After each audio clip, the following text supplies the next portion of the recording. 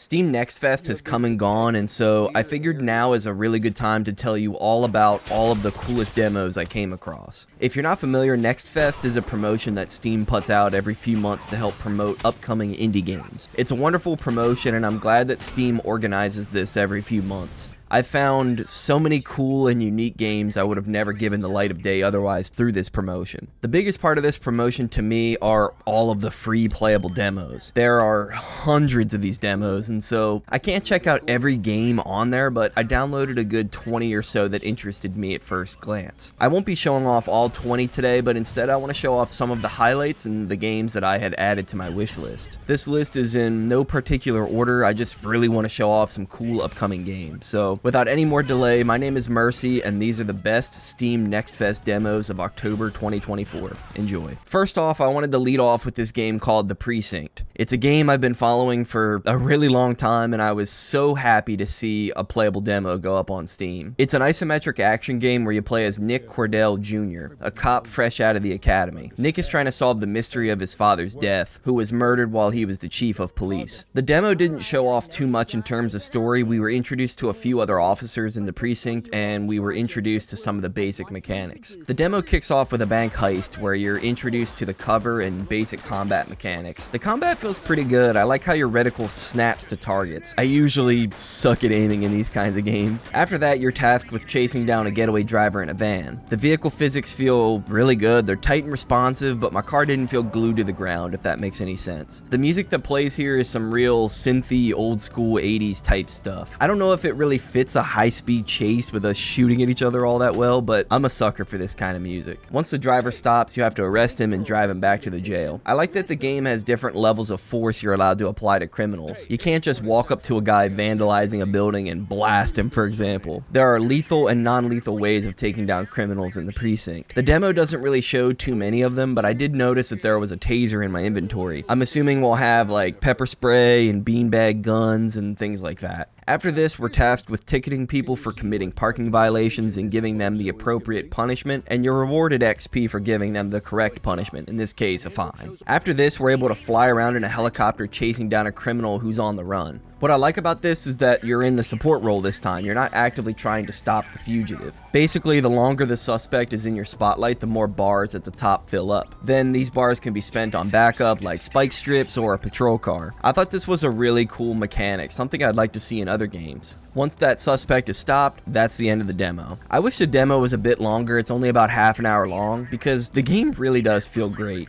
I'm curious to see how being a bad cop may affect the story, or how your colleagues talk to you, or what the sort of minute-to-minute gameplay is like. The game is open world, so I'm just curious how the story is going to tie into the greater world of more mundane tasks like handing out tickets and things like that. Either way, I'm beyond stoked for The Precinct, and I can't wait for its full release. I'll go ahead and link this and every other game featured in today's video in the description down below. I can't promise the demos will still be up since Next Fest is over, but wishlisting goes a long way to helping these devs be seen. Next up, I wanted to showcase Bloodshed. Bloodshed is a first-person shooter that at first glance looks like any other boomer shooter on the market. It's pixelated, there's a mix of 2D sprites and 3D models, there's zombies and cultists and demons, and a variety of weapons like shotguns and rifles to take them down with. We've seen this in a million games before. Trust me, I've played probably all of them. What exactly makes this unique? Well, Bloodshed is a roguelite. It's a roguelite in the sense that every time you spawn into a level, your character essentially starts from scratch. And as you kill enemies, they drop XP for you to level up certain attributes for that run specifically. These can range from having a gun fire faster and do more damage, to giving yourself more health, or even summoning a spirit that helps kills enemies for you. Each run in the demo lasts 20 minutes. After that run, your upgrades reset back to 0 for your next run. However, any money you collect during that run can be spent on permanent upgrades for your next runs. There aren't too many available in the demo, but I gave myself a permanent health upgrade. So instead of 100 health, I started with 120. You also unlock more things to upgrade during your subsequent runs, like new weapons and new companions, etc. Adding on to this, there's 9 different characters to play as. Only 2 of them are available in the demo. Each character has their own strengths and weaknesses as well as abilities, so you sort of have to put your XP in each run to suit your character's strengths. I usually hate these kind of games. Hell, I had the roguelite tag hidden on Steam for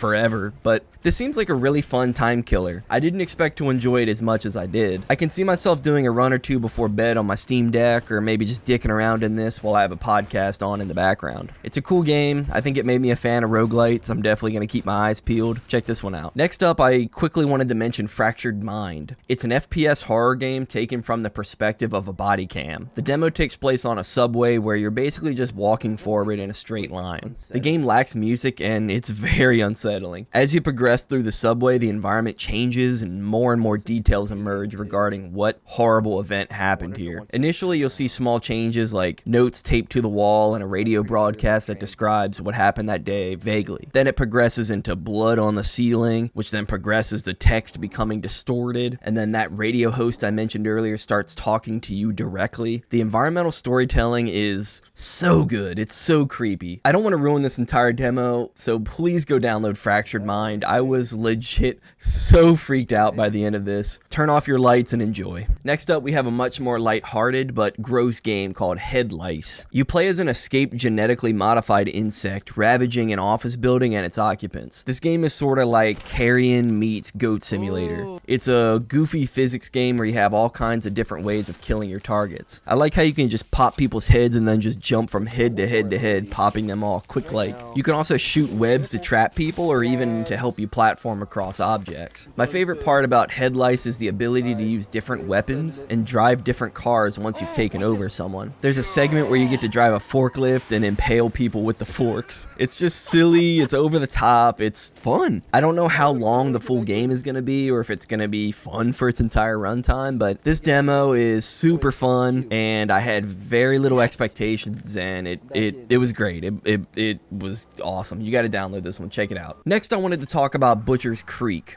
which is a first-person horror game that takes place somewhere in western Pennsylvania. The gist is that the main character is a gore fiend and he visits this area out of curiosity that snuff films are being filmed here. There's some kind of rumor going around that they film these types of movies at Butcher's Creek. So in this demo, the group of killers knock you out and they capture you. So now you're sort of on the other side of the camera. You're not watching these films, you are the film. So you're fighting for your life to get out of Butcher's Creek. The combat reminds me a lot of the game Condemned. I don't know if you remember that one, but it's very good. It's primarily melee focused. There are a bunch of different weapons at your disposal, like hammers, wrenches, pipes, box cutters, there's all sorts of shit. Each having their own pros and cons like damage, speed, and condition. The more you use the weapon, the more it breaks down, and eventually it'll just break on you. So you have to take into account these different things when you're roaming around the hallways of Butcher's Creek. You can also throw weapons, but I ended up not really doing this because, well, once you throw that weapon, you gotta retrieve it somehow or have another one nearby. It's not like you can pocket weapons. Enemies in this game are pretty relentless in their pursuit once they're aggravated, but some enemies you can sneak past or sneak up on and kill with one quick swing to the back of the head. The visuals are really creepy. The game has this sort of filter over it that makes the game look like it's being recorded on a camcorder or something. I'm really looking forward to this game. I'm a big fan of the developer David Szymanski, who also made Dusk, Iron Lung, and Squirrel Stapler. Pretty much anything this guy puts out is gold.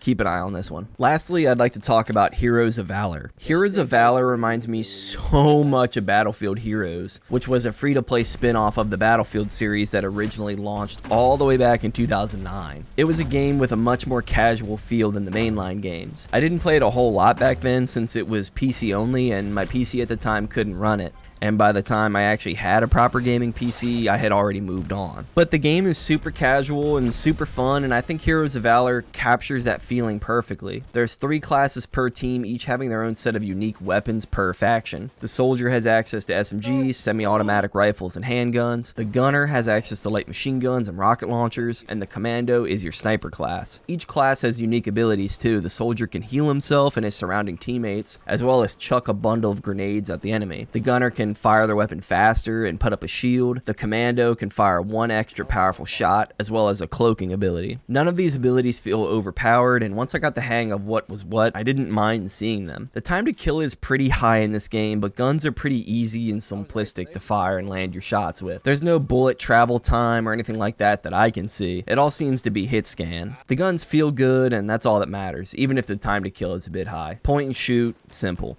It's something you'll quickly adjust to after a match or two. I also really love the art style. It's got this cartoony, cel-shaded look, but it's not plasticky and shiny like a Fortnite, for example. In the demo, there are a few different modes. One is like King of the Hill, where you're trying to capture a centralized point on the map. There's also a mode like Conquest where you're controlling multiple points on the map to decrease the opposing team's score. Once captured, you can spawn there and move forward to the next point. I really enjoy Heroes of Valor, but my main concern regarding this game is player count. Is anyone gonna care when it releases? Even for this video, I logged on a few different times, and each time I played, I only had 2 or 3 other players in there with me. The rest of the lobby being backfilled with bots. The game isn't going to be free to play either, according to their Steam page, which is fine. I just really worry about player counts. Are the Battlefield Heroes veterans going to come out and play this? Are they going to be able to capture new players? Only time will tell, but as it stands, I think the Heroes of Valor team has a cool game on their hands, and I hope that it succeeds. I know I'll be playing it. And